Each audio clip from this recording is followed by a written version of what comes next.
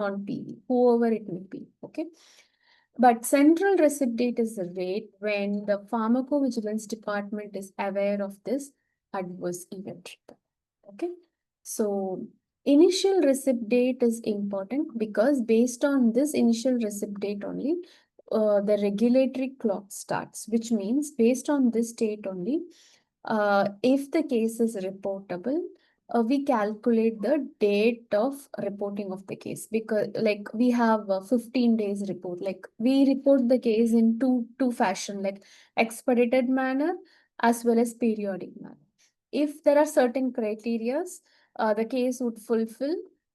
If the case fulfills, then it would go under expedited manner reporting. Okay, so expedited reporting should be done within 15 or 7 calendar days based on the seriousness grade.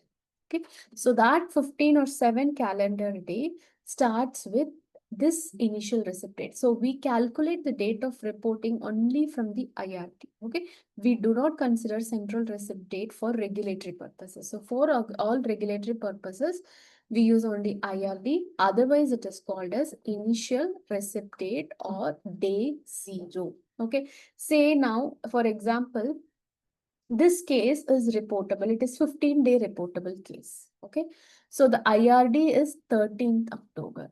So you have to calculate 15 days from 13th October. So 13th October would be day zero. The day one would be 14, day two would be 15, day three would be 16, and so on. So this is calendar days. So 15 days from 13th October would be 28th of October. So if this case was reportable, then 15-day reportable, then it should be reported within 28th October to the regulatory authority. So this is the importance of initial receipt date or day zero. Okay. And the central receipt date is when the PV department get the first information about the adverse event. Next, medically confirmed. If it is reported by a healthcare professional, okay, or later, first a consumer reports the case, and in next follow-up, the physician reports that the same adverse event, or if a consumer reports an adverse event with the medical document like a medical record or a discharge summary, then it can be medically confirmed. Or if a physician reports about the same event, then it becomes medically confirmed. Okay, now I keep it no because it was just a spontaneous case which was reported by a consumer. He did not give us any medical record. Okay, initial justification. So this field is a free typing field. You don't have like previously till this like in the report type and country everywhere you have a drop down, but IRD and CRD you'll have to free type. Medically confirmed is a drop-down field. You have to select yes or no. But this initial justification is a free typing field where you'll have to press this radio button, green radio button, and then type here. Okay. So initial justification is just to give like what kind of report you got. Okay. So how you got the report.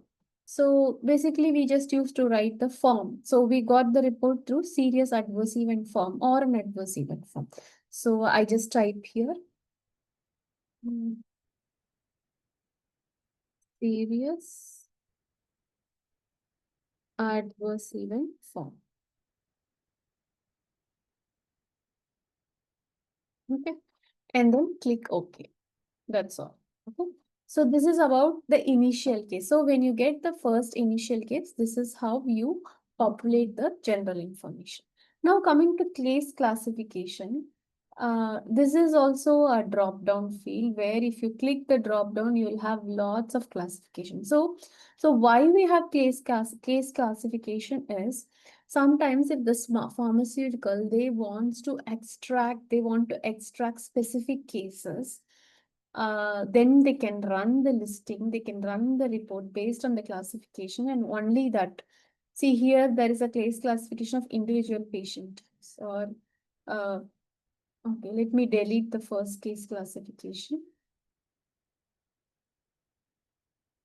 Okay, let's try to populate a new case. So in case classification, like um, is